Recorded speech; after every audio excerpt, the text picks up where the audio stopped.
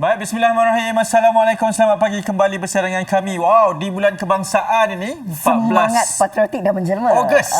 Dah pertengahan bulan Ogos ni temankan kami berdua. Saya Ani Miswan Dan saya Hazrina Kasih. Wow. Dan bila menyentuh tentang 14 Ogos, Ya. kita lebih kurang tinggal 2 minggu sahaja lagi untuk sama-sama meraihkan Hari Kebangsaan. Dah pasang bendera ke belum? Saya belum pasang lagi, cuma dah beli banyak-banyak untuk kegunaan anak-anak lah. Kan kat sekolah kan sekarang ni memang tiap-tiap minggu dia ada kena bawa bendera lah, kena lukis bendera lah. Jadi kami memang dah bersedia dengan stok-stok yang ada. Bagus. Rena, kat kereta dah ada dah? Kereta tak ada, tapi saya ada satu yang saya letak dekat rumah. Oh, wow. Dekat kejiranan saya pun memang semangat kebangsaan tu ada dan setiap rumah diberikan bendera. Oh, dia orang bagi? Ya. Wow. Ini kira tahun-tahun sebelum ni pun sebegitulah. Wow, tak nak kalah duduk mana tu. Boleh kita sama-sama. Tapi bagus. Maksudnya macam kalau mungkin inisiatif tu bukan daripada kita, komuniti juga mainkan peranan lah. Dan apabila ada semangat komuniti dengan bulan kebangsaan, apatah lagi dah nanti kita pun nak sambut Hari Malaysia bulan 9 nanti kan. Ini satu perjalanan yang saya kira boleh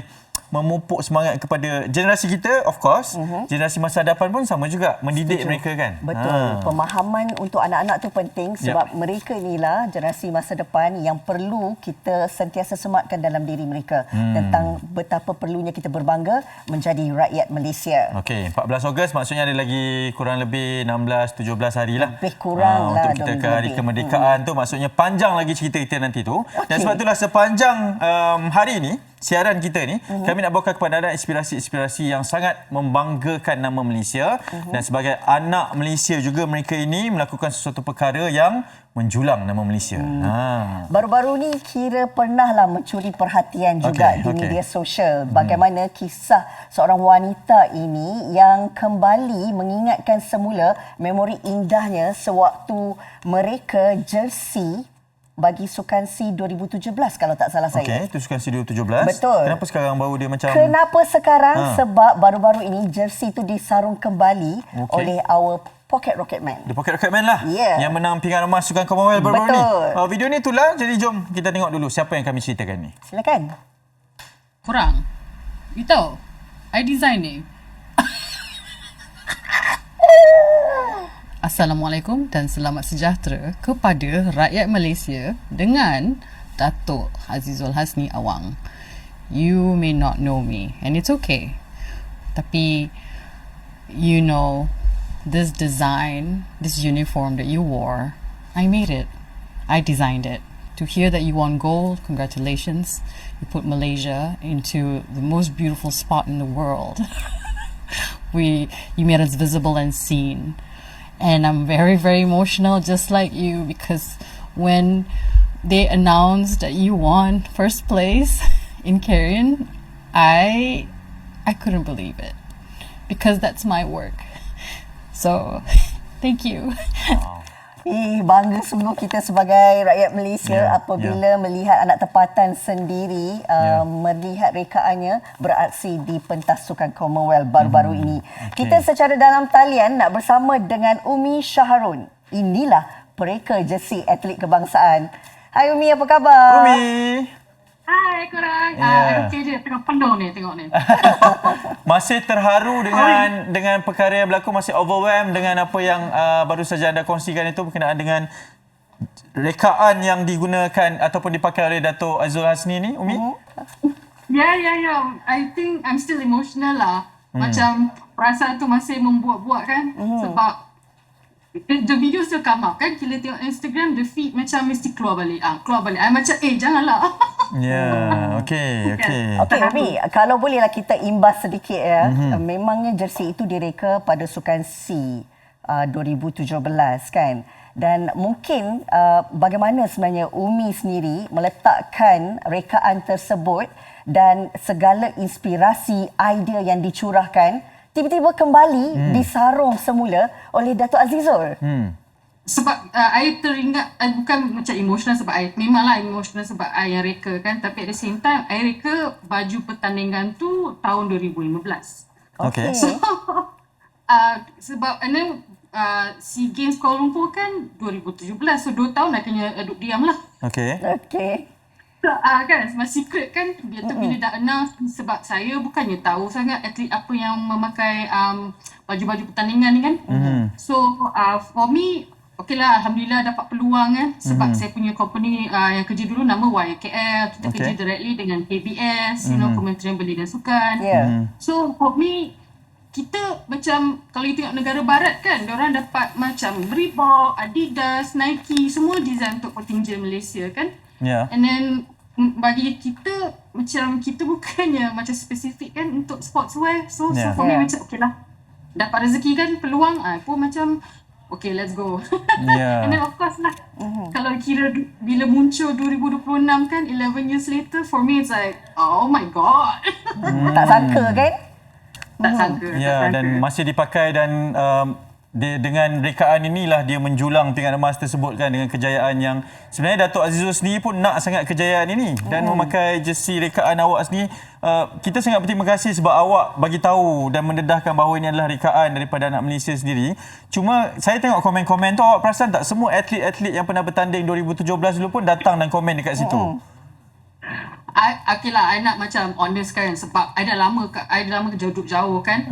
So for me, nama pertama yang ingat Akak Shalin Zulkifli. So for me, growing up macam ratu.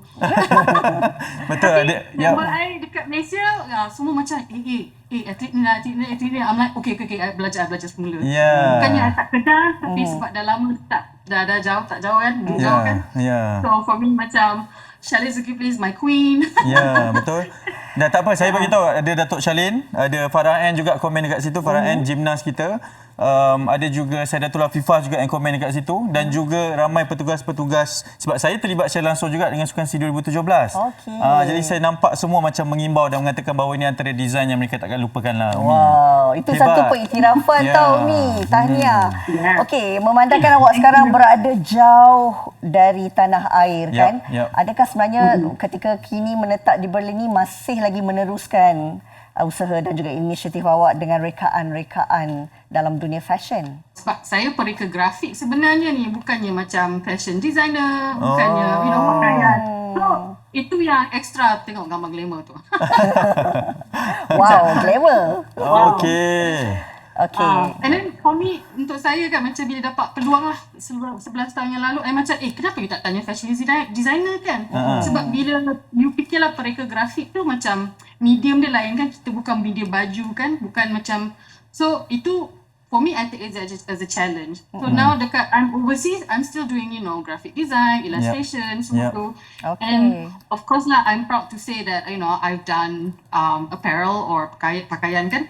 And it's a challenge lah. Itu yang cabaran I yang paling besar lah. Structure pakaian kan, macam mana nak handle. I'm sure ada local fashion designer mesti willing to marah I tak kisah. Sila.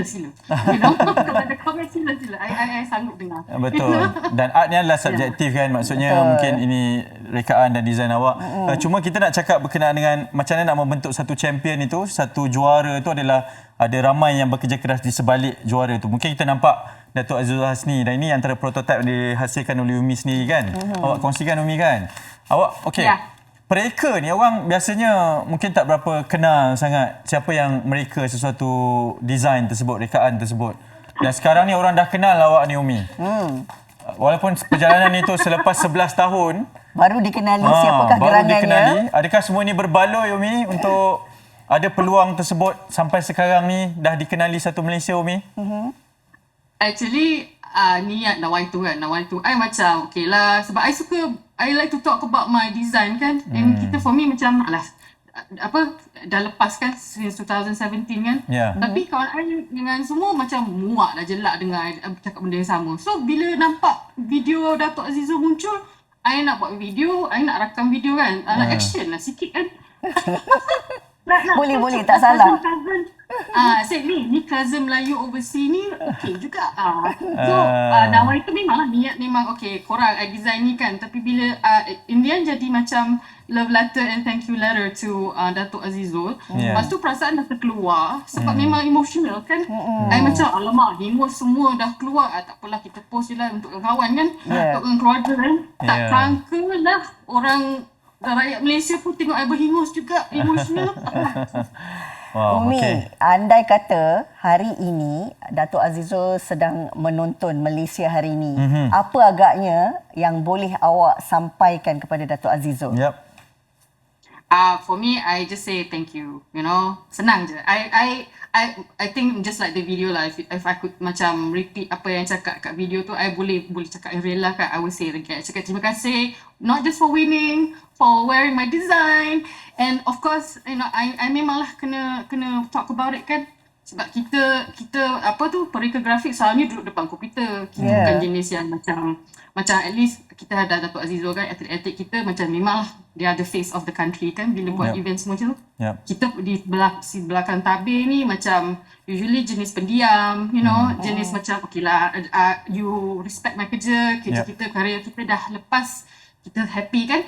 Tapi sebab benda tu muncul semula, for me it's like okay, thank you for bringing it back. I'm macam very bersyukurlah, memang bersyukur sangat sebab I feel like it's maybe in a way lah, or it's still good enough.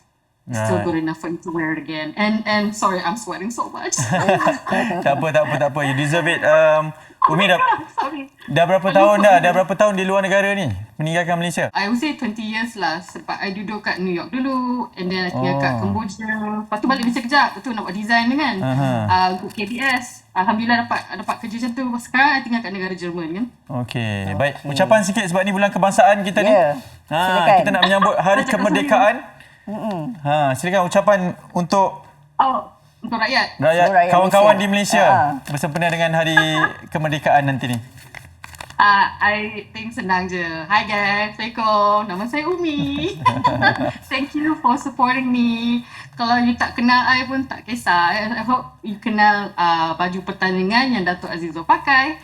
And that's all. It's my small win. You know, walaupun Datuk Azizul rangkul emas, ini emas I. You know, I'm so thankful. You know, and then of course lah, I hope macam apa tu, we have a lot of artistic designers kan, local people, like our local people macam very talented kan, and I hope people pay more attention to our work, you know. So because I duduk jauh, sure, tapi at the same time kita ada banyak bakat kan, yang kemahiran grafik kan, and Saya rasa bila awak menatap sendiri jersey yang dipakai oleh Datuk tu mengingatkan awak berada dekat dengan Malaysia kan? Dekat sangat. Apapun, kami nak ucapkan selamat maju jaya di Berlin. Umi, ada rezeki mana tahu kalau balik Malaysia boleh kita jumpa di studio pula lepas datang ni. sini. Ya, terima kasih. Alright. Thank you Umi. Bye. Terima kasih.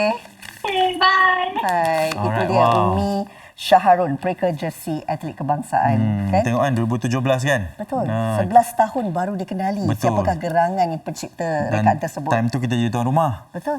2027 nanti pun kita jadi tuan rumah. Nanti akan adalah kisah-kisah lebih menarik yang sama memberikan inspirasi. Jadi rakyat Malaysia jangan berhenti bermimpi. Mana tahu tak kisahlah cepat ke lambat ke, dia akan sentiasa berbaloi lah dengan setiap kerja keras yang kita lakukan tu. Okey, kita nak berehat seketika. Sekembalinya nanti Nak ada berenang. lagi kisah inspirasi istimewa yang kami nak bawakan. Okey, jangan ke mana? Malaysia ni.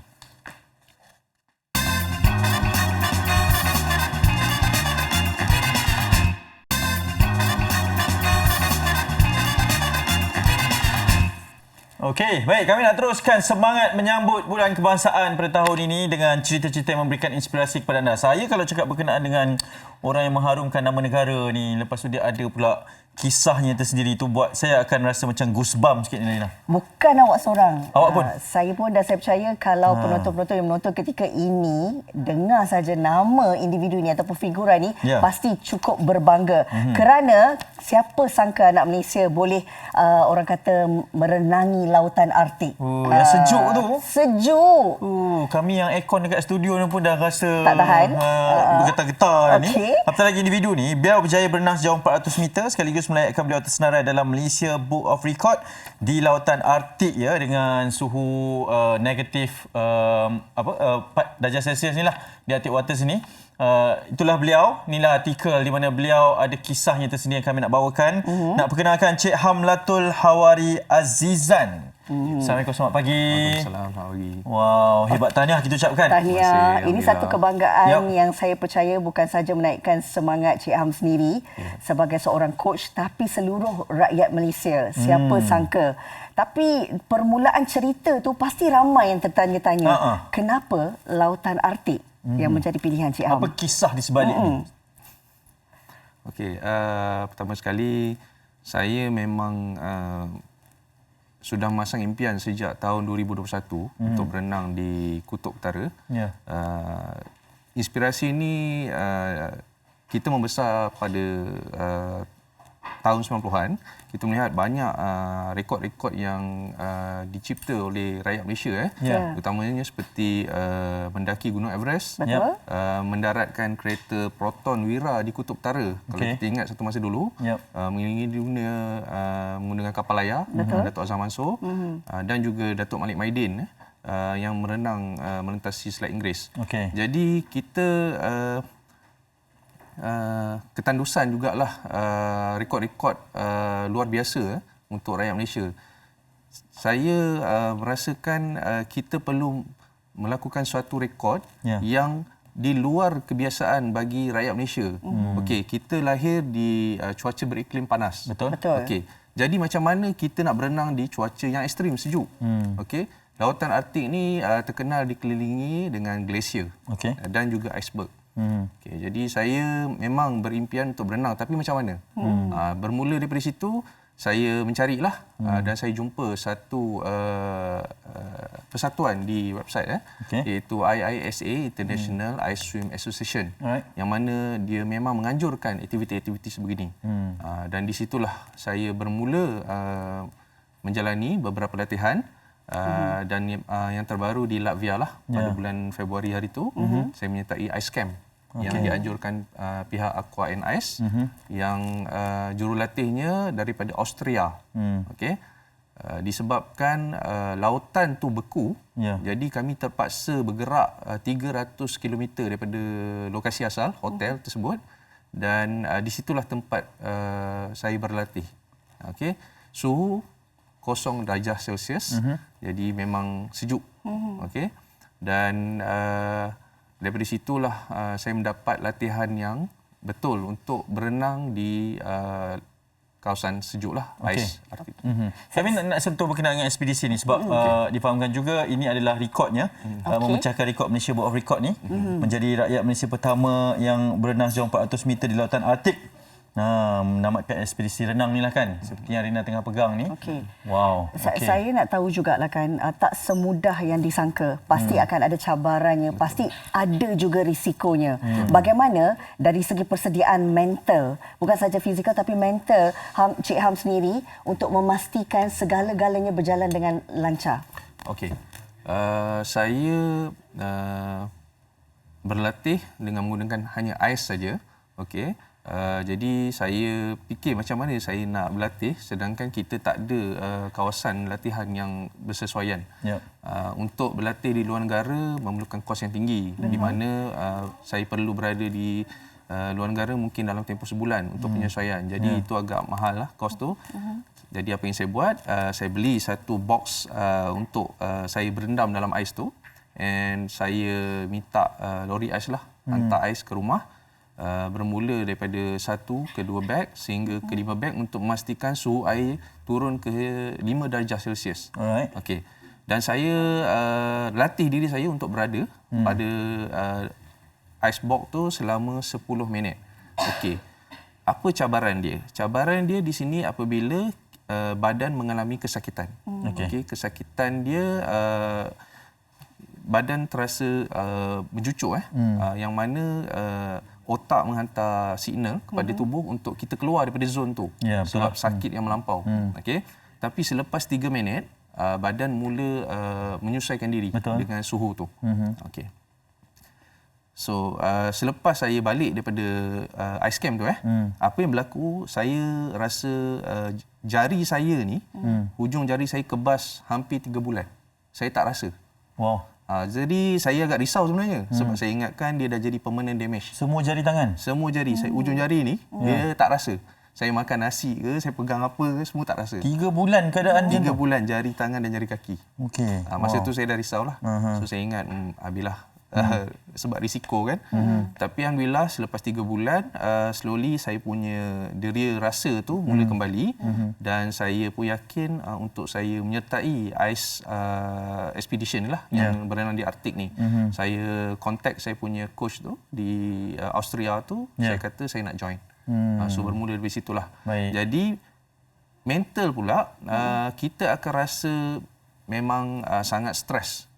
Sebab kesakitan melampau tu menyebabkan minda kita memberi arahan kepada tubuh untuk keluar daripada zon tu. Tapi kena kuat lah sehingga berjaya lah. Dan saya pun terbaca juga kisahnya macam mula-mula ditanya mampu ke tidak untuk 400 meter ni. Tapi awak cakap mungkin 300 tu insya-Allah dalam tangan, tapi diyakinkan oleh coach supaya pergi ke 400. Tapi dia faham awak juga adalah seorang jurulatih renang kepada anak-anak autism. Betul. Jadi adakah itu juga memberi inspirasi untuk membuktikan kepada mereka bahawa coachnya juga melakukan sesuatu yang luar biasa. Jadi anak-anak yang luar biasa ni juga perlu berjuang sedemikian juga. Ya, betul. Saya sentiasa menggalakkan student saya untuk melakukan aktiviti yang di luar kemampuan mereka. Okey. Misalnya kita tahu ada di kalangan masyarakat yang menganggap kanak-kanak autism ni yang jenis aktif ni ataupun hyperaktif ni jenis susah nak dikawal. Jadi kalau kita nampak mungkin kita rasa itu satu kelemahan. Okey, tapi bila mana kita channelkan tenaga dia pada sukan yang bersesuaian, misalnya apabila kita bawa mereka berenang di laut, sebenarnya dengan tenaga itulah yang ada dalam diri mereka tu menyebabkan mereka mampu buat pada jarak yang luar biasa. Saya pernah uji student saya berenang pada jarak 3 km dan kebetulan pada waktu tu adalah hari akhir monsun. Jadi ombak memang agak tinggi. Alhamdulillah dua perenang saya, Sinan dan Adam masa tu berjaya menghabiskan renangan Open sea di Redang, Taras Beach Resort, dan mereka berjaya menghabiskan 3 km renangan tu. Itu paling jauh. Dan setiap tahun kami menjalankan ujian pada pelajar-pelajar autism ni di Port Dickson, berenang pada jarak 100 meter. Kalau kita tengok keupayaan mereka ni macam kita tak percaya dia boleh berenang. Sebab ada yang berenang dengan kepala di atas. Tak pakai goggle, tapi dia boleh habis kerenangan. Itu cara dia lah ya. Itulah. Kita tengok kat sini memang bukanlah satu usaha yang sia-sia, tetapi ia memberi semangat dan juga rangsangan buat anak-anak autism ini. Adakah selepas ini punya lagi perancangan yang berikutnya, Cik Ham? Okey, kalau ikut perancangan asalnya saya nak berenang di Kutub Selatan. Tapi disebabkan tempoh dan kosnya agak tinggi, jadi saya jumpa yang Kutub Utara ni lebih praktikal lah. Okey. Jadi saya pergi dulu, menyertai dulu Kutub Utara sebab saya tak tahu, saya tak ada pengalaman menyertai renang di kawasan ais ni. Jadi daripada situ bila saya dah menyertai, saya lebih yakin dan insya-Allah jika ada kesempatan dan peluang, mungkin saya akan menyertai ekspedisi di Kutub Selatan pula. Wow, kami doakan yang terbaik. InsyaAllah. Nanti update kami lah kisah tersebut. Mungkin kami boleh dokumentasikan, mana tahu kan? Betul. Lihat pada perjalanan yang hebat ini untuk inspirasi anda, rakyat Malaysia lah semuanya, insyaAllah. Terima kasih kita nak ucapkan kepada Cik Hamlatul Hawari Azizan, merupakan coach renang kepada anak-anak autism. Ini sesuatu yang cukup luar biasa. Dan selepas ni kita kembali seperti biasa. Bila sentuh tentang soal kewangan, dalam segmen soal wang hari ini kita nak bincang satu topik yang kadang-kadang buatkan kita sebagai seorang yang bekerja ni pening kepala. Yelah, ni 14 bulan, pertengahan bulan kan? Betul. Dah divisit dah. Dah. Gaji yang masuk awal bulan tu dah divisit dah. Sama. Jadi kita bincanglah apa penyelesaiannya. Jangan ke mana-mana di Malaysia hari ini.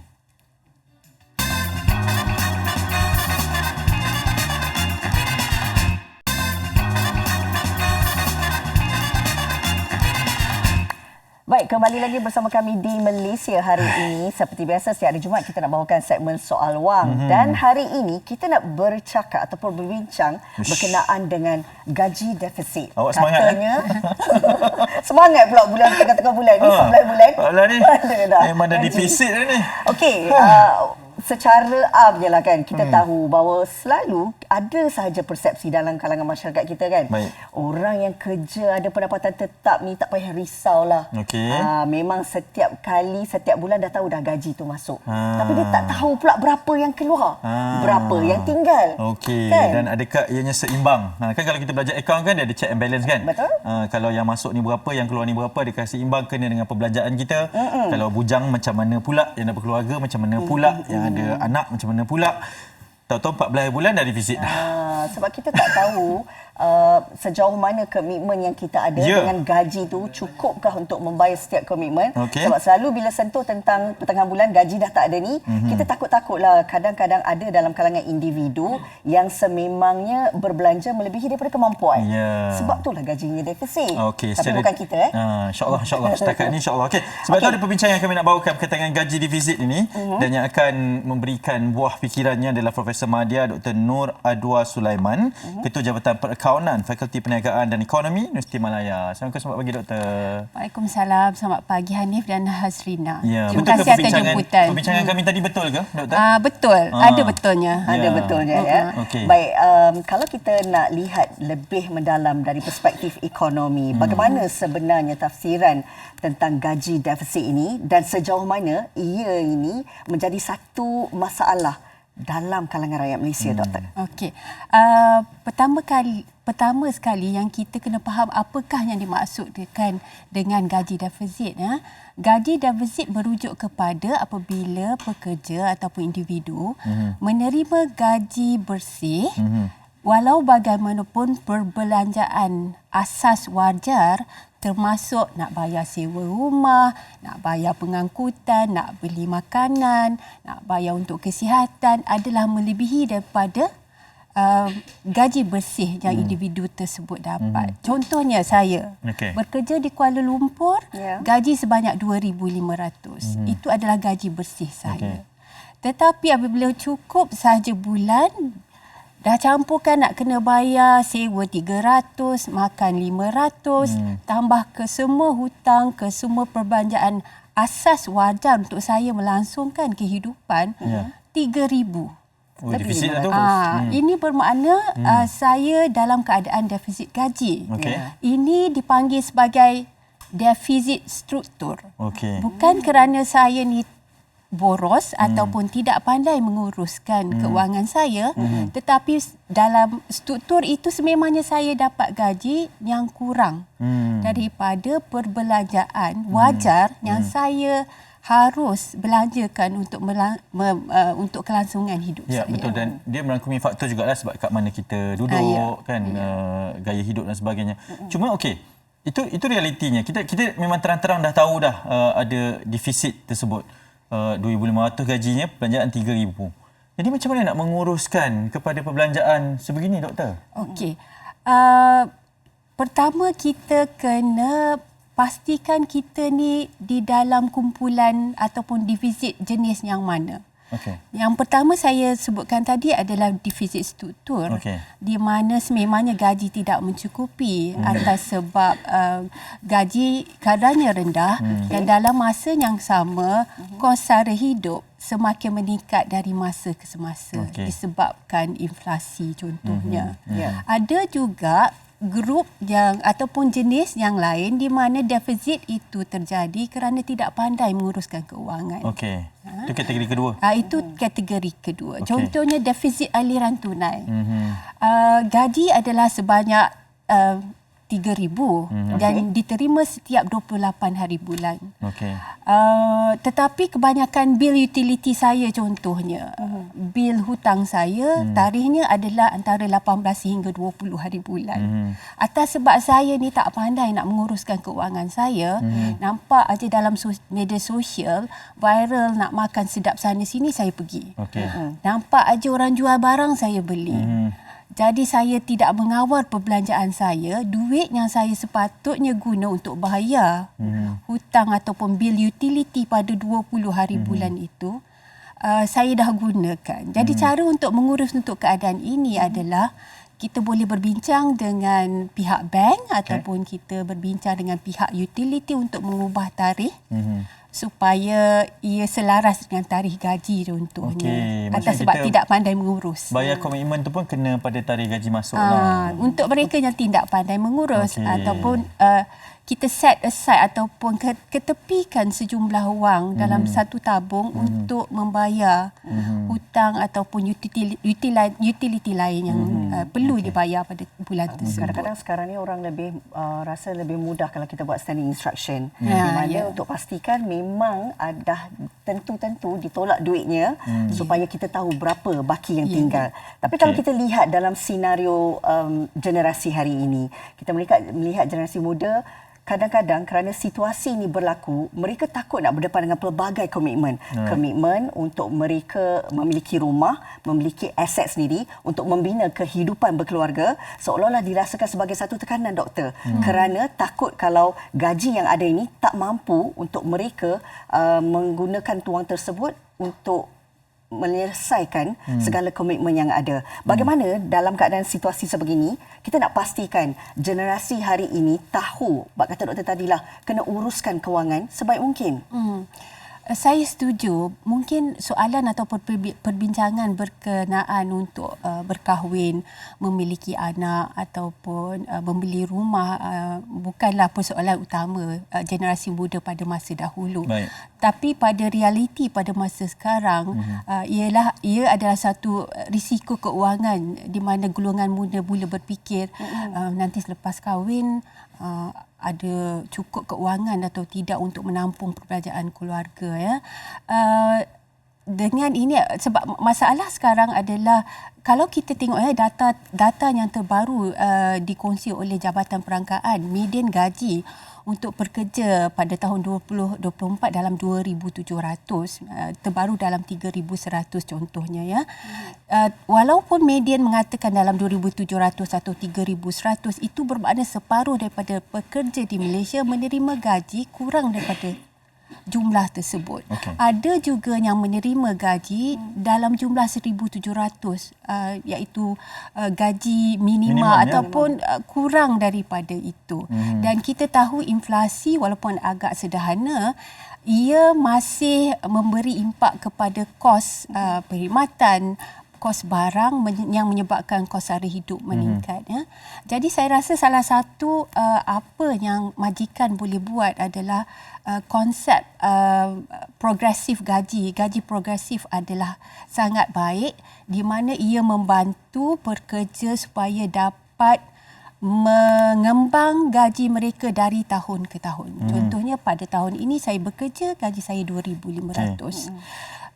Dengan adanya konsep gaji progresif, majikan memberikan laluan kerjaya untuk saya mengembangkan gaji saya kepada 3,500 contohnya dengan memberikan peluang latihan, peluang pensijilan supaya saya dapat meneruskan kehidupan dengan membayar perbelanjaan asas yang perlu saya bayar setiap bulan. Okey. Itu adalah salah satu caranya dengan membantu sebab kadar gaji kita memang agak rendah. Betul. Dan tidak dapat menampung perbelanjaan. Betul, dan sekiranya ada asas. skim gaji progresif itu kita pun Ya. boleh plan sendiri. Ya. Maksudnya 2 tahun lagi mungkin gaji kita sekian-sekian, kita komitmen dan sekian-sekian dan sebagainya. Ya. Doktor, saya nak melihat kepada individu itu sendiri. Okey, mungkin saya dah sedar diri, saya dah tahu bahawa gaji saya defisit dengan kos sara hidup di bandar, mungkin dengan membesarkan anak-anak dan sebagainya. Apa yang saya boleh lakukan dalam merancang untuk tidak menjadikan gaji itu defisit lah, gaji itu lebih daripada perbelanjaan? Apa inisiatif yang saya boleh lakukan juga, doktor? Kita selalu dengar berkenaan dengan literasi keuangan ya. Ya. Bagaimana kita patut manage ataupun melihat perbelanjaan kita. Ya. Ilmu literasi keuangan bagus sebab kita tahu berapa gaji kita. Kita ada bajet untuk makan, kita ada bajet untuk perkara sosial. Tetapi kepada saya antara ilmu lain yang kena ada adalah literasi pendapatan.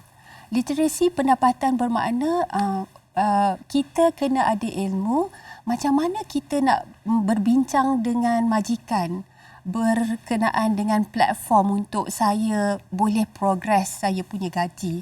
Apa kemahiran pensijilan yang majikan boleh bagi kepada saya? Macam mana saya boleh berkembang? Bila saya dapat tawaran daripada majikan, apakah package yang ditawarkan dari segi perubatan, dari segi bonus dan sebagainya. Adakah ianya dapat membantu saya untuk mengembangkan gaji saya? Betul. Itu adalah penting juga. Salah satu ilmu yang kena ada. Literasi Ya. pendapatan tu kan. Literasi kewangan ini memang penting dan setiap daripada kita ni memang kena cakna lah sesuai dengan gaji yang kita terima. Tetapi dalam situasi apa yang Hanif kongsikan di awal siaran tadi kan, dengan situasi sampai saja pertengahan bulan, rupanya dah tak ada dah baki wang. Kadang-kadang kerana situasi ini berlaku, doktor, ramai yang mengambil langkah gunakan wang simpanan untuk menampung kehidupan lagi 2 minggu sebelum terima gaji yang baru. Ada yang menggunakan kad kredit untuk melansaikan komitmen yang ada. Saya percaya ini situasi yang rata-rata dihadapi oleh masyarakat kita. Bagaimana kita nak pastikan ini juga satu bebanan bila menggunakan kad kredit ataupun menambahkan hutang sedia ada ini? Doktor, pandangan doktor. Pada pandangan saya, kita kena tulis. Tidak semua kena ada dalam kepala. Kita kena tulis dan rekodkan. Kita kena ada bajet untuk melihat ataupun track gaji kita berapa, berapa perbelanjaan kita, di mana perbelanjaan yang boleh ubah. Macam pinjaman tidak boleh ubah. Ia adalah satu yang memang kita kena bayar sebab dia fix kan. Betul, komitmen. Komitmen. Utility kita boleh ubah dengan cara berjimat cermat. Makanan mungkin kita boleh ubah juga ya. Dengan membeli lifestyle, gaya hidup kena berubah lah. Itu antara yang langkah yang boleh dibuat lah. Buat masa ini saya rasa realitinya ada juga yang bekerja sambilan. Untuk menambah pendapatan sebab sekarang lebih mudah untuk menjual barang contohnya melalui platform media sosial. Ada juga gig ekonomi dan sebagainya. Tapi okey doktor, saya sangat tertarik dengan nasihat doktor untuk menulis plan apa semua untuk orang yang ketegak macam saya ni. Ketegak ni macam saya ni, yang degil macam saya. Sebab mungkin saya tidak ke arah itulah, menulis plan rancang mungkin tapi at the end of the day tengah bulan dah defisit dah. Tengah bulan dah okey, kita tengok apa lagi kita boleh guna. Bagi sikit nasihat doktor supaya kita merancang ada literasi kewangan dan literasi pendapatan itu untuk memastikan bahawa kita tidak hidup asyik takut je, tengah bulan takut je pendapatan tak cukup dan sebagainya doktor. Saya rasa jika ada keluarga adalah penting untuk membuat macam perbincangan atau mesyuarat lah. Jadi semua orang tahu tahap keuangan keluarga dan saling membantu untuk menjaga perbelanjaan lah supaya tidak terlebih lah. Ya. Dan kedua saya rasa perlu sebagai contoh ketua keluarga dia sebab ketua keluarga akan memainkan peranan yang penting untuk set the tone dalam keluarga dari segi perbelanjaan dan juga anchor yang untuk pendapatan jika tidak ditulis memang kita susah nak track lah. Kalau tidak ditulis kita tak nampak, sebab kalau syarikat ke apa ke, kalau nak tengok keuntungan ke perbelanjaan semuanya kena ditulis lah. Kena direkodkan. Kena ada bajet untuk setiap perbelanjaan. Okey, baik. Itu kunci utama saya percaya. Setiap daripada kita ni kalau nak urus sebaik mungkin perlu ada buku rekodnya kan. Tak kiralah buku 55 ke, buat buku rekod. Saya adakan. Kena ada. Untuk tulis. Boleh. Sekarang tak saya tulis buku rekod. Doktor, terima kasih banyak sudah dengan kami. Bersama dia Dr. Nur Adwa Sulaiman, Ketua Jabatan Perakawanan Fakulti Perniagaan dan Ekonomi Universiti Malaya. Jiran kita ni lah dekat. Terima kasih banyak sudah dengan kami. Nanti kita jemput lagi doktor insya-Allah. InsyaAllah. Terima kasih. Rasa celik sikit kewangan ni ialah hari Jumaat kan, soal wang kami kongsikan. Semoga kita tidak defisit lah. InsyaAllah saya doakan. InsyaAllah. Mudah-mudahan ada rezeki yang bertambah. Betul. Nak tahu salah satu cara bagaimana nak tambah rezeki? Hari Jumaat sedekah lah. Pandai sebenarnya di MHI selepas ini. Ya, ke mana?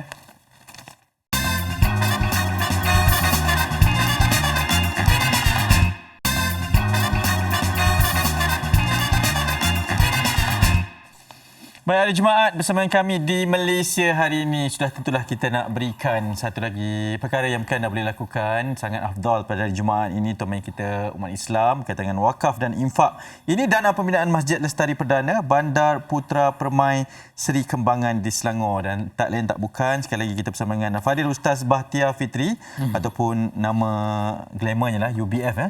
Oh, ada.